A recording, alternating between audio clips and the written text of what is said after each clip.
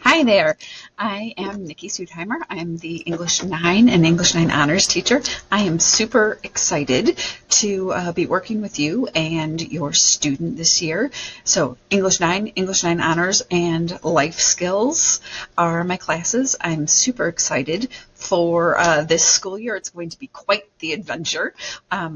So I created this virtual open house for you with my little Bitmoji here. So for parents, off to the right-hand side, there is the list of English 9 classes and life skills and parent survey and contact information. So you click on the little board here and it takes you to the syllabi and also what to expect from the classes and all the details.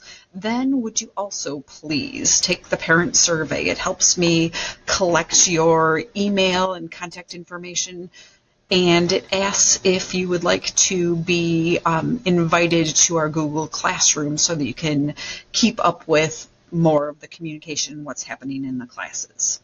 And lastly, the contact information. If you click on the little cell phone, you will see my contact information, both school, email, and home. Okay, for kids, off to the left, there's the file cabinet.